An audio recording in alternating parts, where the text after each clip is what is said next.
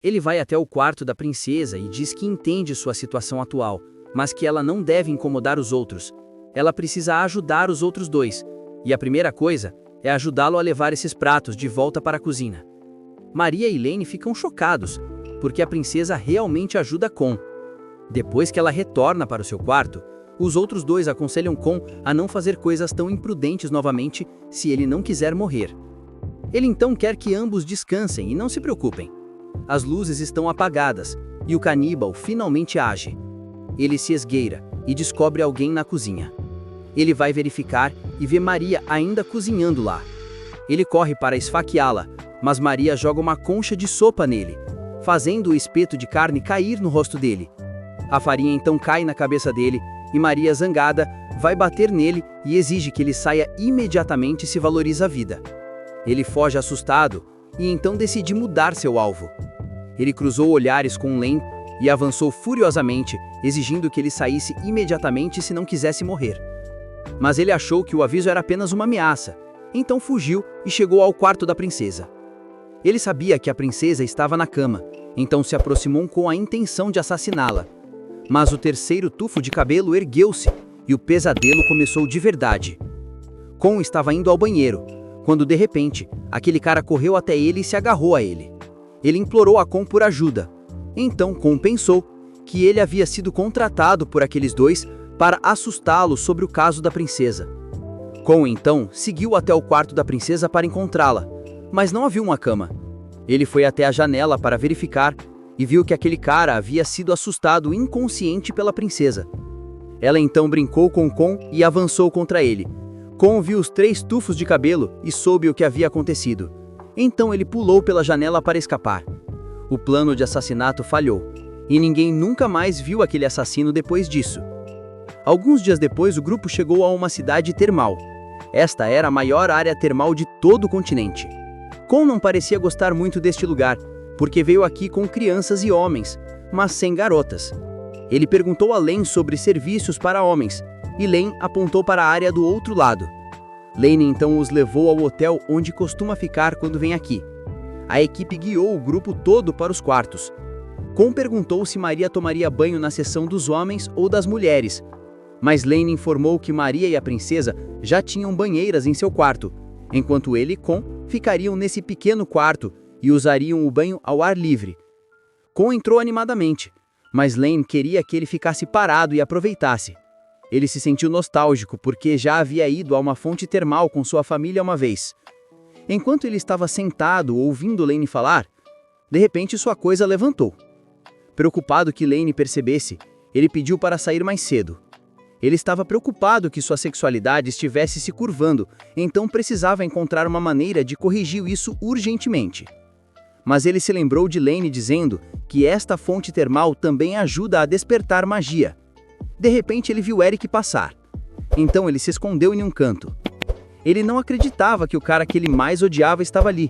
E como já havia pregado pegas sujas nele 2 vezes antes e o feito perder 2 gemas, ele tinha uma sensação de que não conseguiria enganá-lo novamente desta vez. Ele então correu de volta para o quarto da princesa e pediu que se escondesse lá temporariamente. Mas as 2 pessoas dentro estavam se divertindo demais para ouvir qualquer coisa. Então ele teve que ir procurar Lane novamente. Mas ele tinha saído do banho, e Con tinha certeza de que ele havia ido para a área de entretenimento adulto mais cedo. Ele então viu Eric entrando, então teve que se esconder. Assim que Eric entrou, Con percebeu que ele estava tentando implorar aos deuses que concedessem um milagre para que seu irmão voltasse ao normal. Parecia lamentável, mas ó bem. Con então correu até a recepção e pediu que dissessem a princesa e Maria para ficarem em seu quarto a todo custo. Em seguida, correu à área de entretenimento adulto para encontrar Lane, mas estava tão grande agora que ele não sabia onde procurar. De repente, ele viu algumas garotas vestidas como coelhinhas e percebeu que Lane realmente gosta de animais. Então, encontrou uma loja em que tinha certeza de que Laí estava. Ele perguntou a um transeunte e soube que lá dentro os clientes bebem enquanto brincam com gatos. Então ele entrou e realmente encontrou Laí lá. Ele contou a Laí o que aconteceu e que ele só queria evitar Eric, não lutar com ele.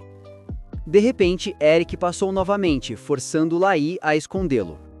Con, então, percebeu que seu pequeno problema tinha se acalmado. Então entendeu que se manifestou porque Eric estava por perto. Seu corpo de repente começou a brilhar, fazendo com que todos o notassem quando voltaram.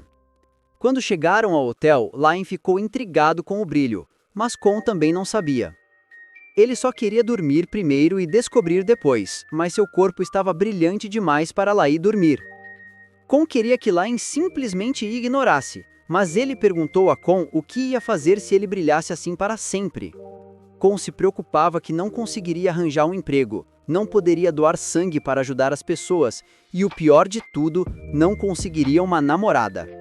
Sentindo-se desanimado, ele foi tomar um banho por um tempo. Assim que se sentou na banheira, viu seu corpo parar de brilhar, mas de repente Eric estava lá também.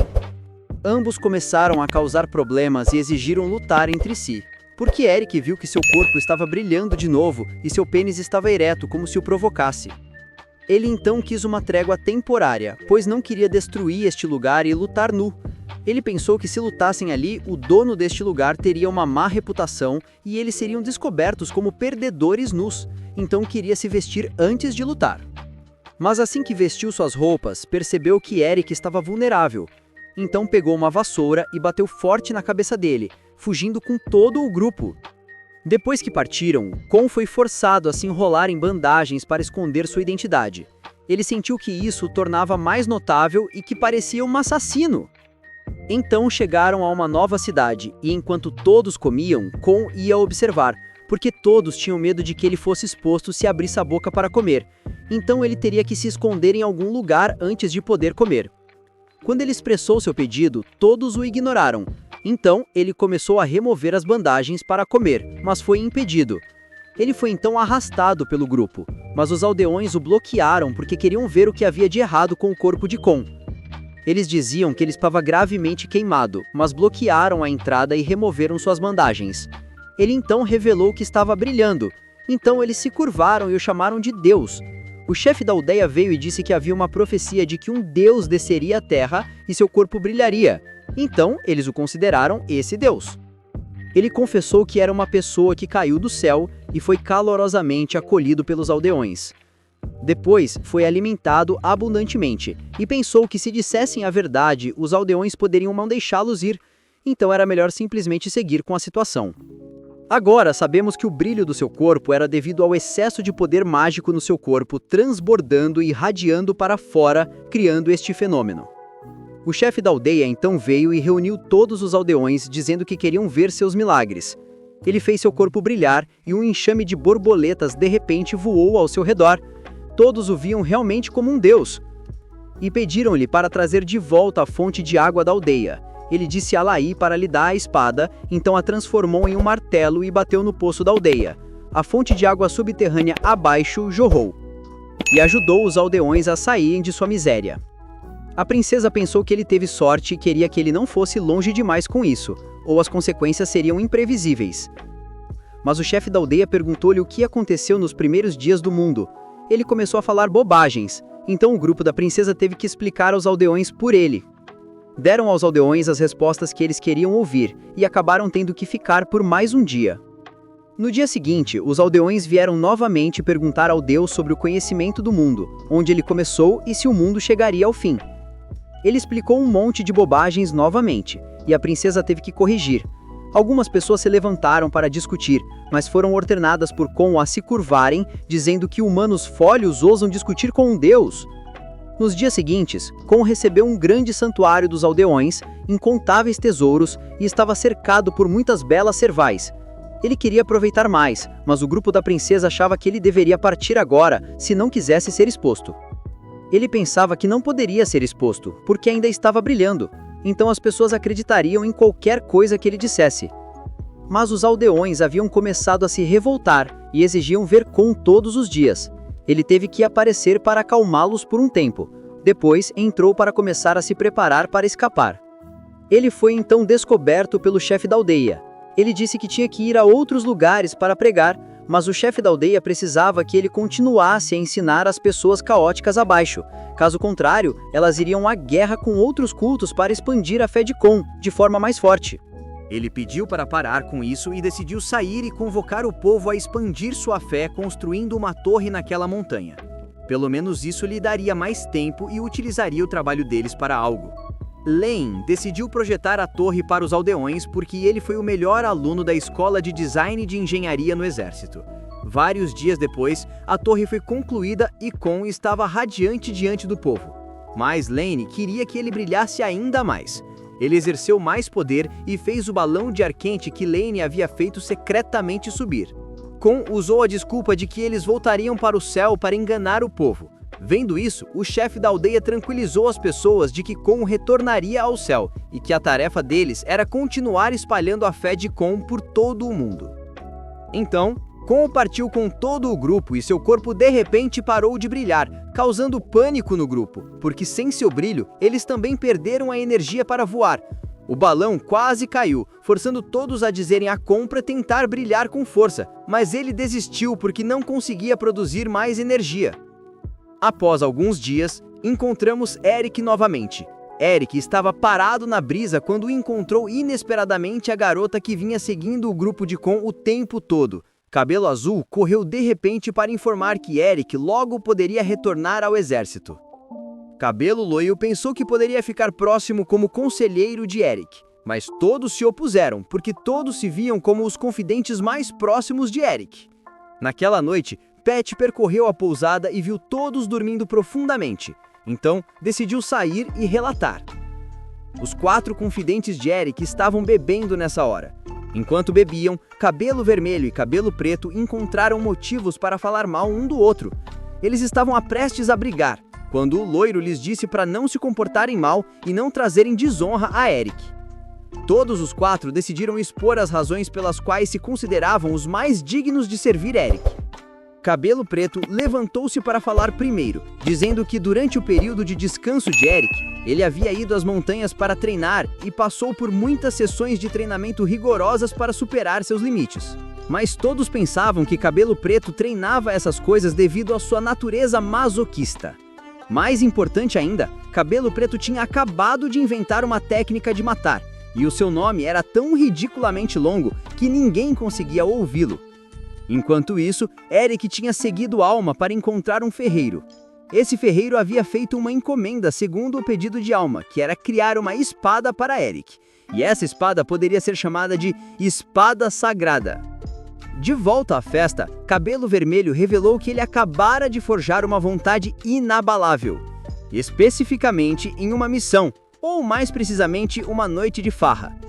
Cabelo Vermelho afirmou que ele e 2 camaradas haviam entrado no covil do inimigo, que era na verdade uma taverna. Cabelo Vermelho achou que o inimigo quase havia descoberto seu plano, colocando ele e seus camaradas em uma situação difícil, especificamente que as garotas continuavam evitando o assédio dos 3 homens. No final, Cabelo Vermelho afirmou que seus camaradas haviam caído e ele mesmo estava determinado a não conseguir escapar. A situação era que os outros 2 haviam desmaiado bêbados, enquanto Cabelo Vermelho não tinha dinheiro suficiente para pagar. Então, Cabelo Vermelho passou a noite com o dono da taverna para escapar da situação difícil. Ao ouvir isso, Loiro sabia que Cabelo Vermelho estava se referindo à noite no bar, porque Loiro também sabia sobre aquele incidente. Deve ser por causa dessa natureza promíscua que a esposa do Cabelo Vermelho o deixou. Voltando para Eric, Alma havia colocado uma joia na espada e transmitido energia para ela, enquanto alertou Eric a não a perder novamente. Eric prometeu e jurou pagar a vergonha do passado. Voltando à história de Loiro, o motivo pelo qual ele disse que era adequado para estar ao lado de Eric, porque Eric precisava de amor, não de um assistente poderoso. Todos perceberam que toda vez que Loiro estava bêbado, ele falava como uma menina. E ninguém sabia que Loiro era na verdade uma garota disfarçada de menino. Todo mundo que ouviu a imaginação de Loiro sobre uma manhã com Eric deu um soco para despertá-lo de sua ilusão, porque Eric já tinha uma noiva. Mas Loiro não se importava. Cabelo Vermelho achava que era por causa daqueles que gostavam de ser o terceiro ponto, como Loiro, que o mundo estava em caos. Loiro achava que Cabelo Vermelho estava culpando por sua esposa o ter deixado. Então, os 2 começaram a discutir novamente. Cabelo Azul queria que Cabelo Preto interviesse, mas Cabelo Preto havia adormecido. Cabelo Loiro e Cabelo Vermelho se levantaram para se preparar para uma briga. Cabelo Preto agora também pulou para querer participar e ver quem era o mais forte para ser o assistente de Eric. Loiro acordou com a briga, mas as regras seriam estabelecidas por Cabelo Azul. Depois disso, os 4 foram ao deserto caçar um dragão. Não importava quem causasse mais dano, contanto que alguém pudesse dar o golpe final, eles iriam ganhar. Cabelo Preto avançou e usou sua técnica de matar suprema. Cabelo Vermelho aproveitou a oportunidade para se mover por trás e cortar a cauda. Cabelo Loiro correu para atacar a cabeça, e Cabelo Azul saltou para quebrar os chifres. Mas ele fugiu e chamou seu irmão mais velho. Este dragão maior era muito mais forte e derrotou todos os 4. Mas nesse momento, Eric chegou e usou sua nova espada para destruir o dragão em um golpe.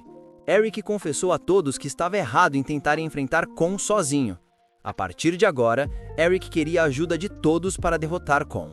De volta ao grupo de Kon, nos dias seguintes, eles ficaram sem comida e tiveram que pegar peixe para grelhar e comer para sobreviver.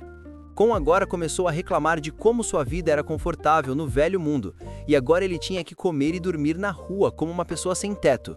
Eles disseram para ele aguentar porque chegariam à cidade no dia seguinte, mas ele sentia falta de casa e de tudo que tinha lá.